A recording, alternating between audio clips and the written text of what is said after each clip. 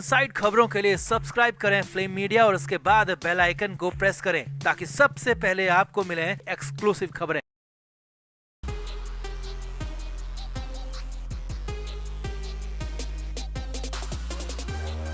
Stand up comedian Kunal Kamra के खिलाफ मुंबई में कई जगह विरोध प्रदर्शन चल रहे हैं। कई जगह पर एफआईआर दर्ज हो चुकी है और इसी बीच अब संजय राउत ने एक ऐसा बयान दे दिया है जिसके बाद तो एक्ट्रेस और सांसद कंगना रनौत भी बुरी तरह भड़क उठी हैं। दरअसल संजय राउत ने जबरन कुणाल कामरा के मामले में कंगना रनौत को घसीट लिया और इतना तक कह दिया कि कंगना रनौत जब उल जुलूल बयान देती थी तब बीजेपी की यही सरकार कंगना को सिक्योरिटी देती थी और यहाँ पर कुणाल कामरा के खिलाफ उल्टा किया जा रहा है। लेकिन अब कंगना ने भी संजय राउत को मुंह तोड़ जवाब दिया और संजय राउत से कहा है कि तुम्हें कंगना ही याद रहती है, दिशा सालियान के बारे में भी कुछ बोल दो। अब इसके बाद तो तू मैं जबरदस्त बढ़ गई। तो आपको भी कंगना रनौत वर्सेस संजय राउत की इस पूरी लड़ाई का इनसाइड स्टोरी दिखाते हैं। आप भी वीडियो को शेयर करें और अपनी राय कमेंट बॉक्स में जरूर दें। तो stand up comedian Kunal Kamra के खिलाफ मुंबई के खार पुलिस स्टेशन में 3 नए केस दर्ज किए गए हैं। ये केस महाराष्ट्र के डिप्टी सीएम एकनाथ शिंदे को लेकर दिए गए विवादित बयान से जुड़े हैं। अब तक कुणाल कामरा के खिलाफ अलग अलग जगहों पर कम से कम 20 एफआईआर दर्ज हो चुकी है। मुंबई पुलिस की तरफ से दी गई जानकारी के मुताबिक पहली शिकायत जलगांव के मेयर ने दर्ज करवाई, जबकि एक केस नासिक के 2 अलग अलग बिजनेसमैन ने भी किए। इसके अलावा कई अलग अलग जगहों पर कुणाल कामरा के खिलाफ एफआईआर दर्ज कराई गई है। कुणाल कामरा को मुंबई पुलिस की तरफ से 2 समन भी जारी किए गए हैं। वहीं विधान परिषद में भी कामरा के खिलाफ विशेषाधिकार हनन का नोटिस दिया गया है, यानी कि कुणाल कामरा को घेरने की पूरी तैयारी हो चुकी है। लेकिन इसी बीच शिवसेना यूबीटी संजय राउत ने जबरदस्ती कंगना रनौत को इस मामले में घसीट दिया। संजय राउत ने कहा कि जिस तरह बीजेपी सांसद कंगना रनौत को शिवसेना से टकराव के बाद सुरक्षा दी गई थी, वैसी ही सिक्योरिटी कुणाल कामरा को भी दी जानी चाहिए। संजय राउत ने कहा जिस तरीके से उस वक्त कंगना भी सिर्फ एक कलाकार थी और देश की नागरिक थी, उसी तरह कुणाल कामरा भी कलाकार है, देश के नागरिक है, कोई आतंकवादी नहीं है। तो उन्हें क्यों परेशान किया जा रहा है? कंगना की तरह उन्हें सिक्योरिटी क्यों नहीं दी जा रही है? कंगना के आगे पीछे 10 पुलिस वाले घूमते हैं, लेकिन कुणाल कामरा को ढूंढने के लिए यहाँ पर पूरी महाराष्ट्र की पुलिस लगा रखी है। ये पूरी तरह गलत है। अब संजय राउत ने जैसे ही कंगना रनौत का नाम लिया तो कंगना रनौत भी बुरी तरह भड़क गई और कंगना रनौत ने संजय राउत को मुंह तोड़ जवाब दिया। इस पूरे मामले पर रिएक्ट करते हुए सबसे पहले तो कंगना रनौत ने कुणाल कामरा के जोक्स करने के तरीके को गलत बताया। एक्ट्रेस का कहना है कि अगर आप किसी से असहमत है तो इस तरह की बातें नहीं कर सकते, आपका टोन बहुत गलत है, आपका तरीका बहुत गलत है।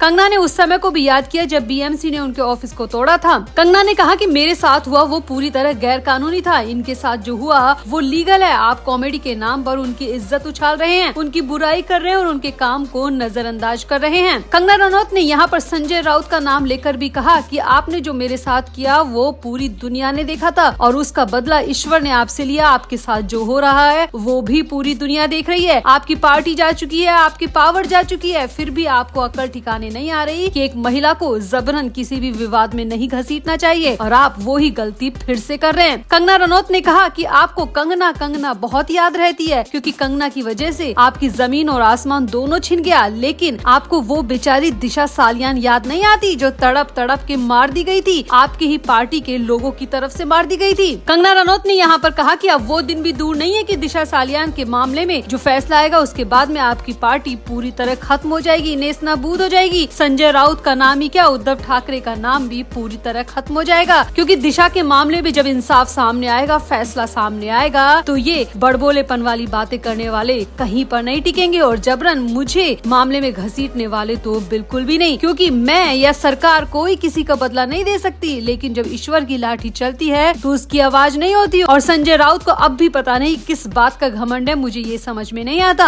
इसके आगे कंगना रनौत ने कहा कि एकनाथ शिंदे जी को लेकर कॉमेडी के नाम पर उनकी बेइज्जती की जा रही है। कौन जानता है कि एकनाथ शिंदे जी किसी जमाने में रिक्शा चलाते थे, आज वो जो है अपने दम पर है। कॉमेडी के नाम पर ऐसा करने वालों के पास क्या है, उन्होंने खुद की जिंदगी में क्या किया है? ये लोग जो जिंदगी में कुछ नहीं कर पाए, मैं कहती हूँ अगर वो कुछ अच्छा लिखते तो साहित्य लिखते, कॉमेडी के नाम नाम पर गाली और अभद्रता लिखने की उन्हें जरूरत ही नहीं पड़ती। कंगना ने आगे कहा कि वो वैसे भी किराए के टट्टू है, पैसों के दम पर वो दूसरों को गाली दे रहे हैं, दूसरों की बेइज्जती कर रहे हैं, जो बिल्कुल भी सही नहीं है। अगर सरकार इस मामले में अब कोई फैसला ले रही है, एक्शन ले रही है, तो वो पूरी तरह लीगल है। लेकिन मेरे साथ जो किया गया था वो पूरी तरह गैर कानूनी था और इसका खामियाजा अब उद्धव ठाकरे, संजय राउत को भुगतना पड़ रहा है। और दिशा सालियान के साथ जो किया था उसका खामियाजा आदित्य ठाकरे को एक न एक दिन भुगतना पड़ेगा। तो यहाँ पर संजय राउत ने कंगना का नाम लिया। कंगना बुरी तरह भड़क गई और कंगना ने संजय राउत की ऐसी क्लास लगा दी कि शायद अब संजय राउत कंगना रनौत का नाम फिर से नहीं लेंगे। तो आपका संजय राउत बनाम कंगना रनौत की इस लड़ाई पर क्या कहना है? कौन सही है, कौन गलत? आप भी अपनी राय कमेंट बॉक्स में जरूर दें और वीडियो को भी शेयर करें।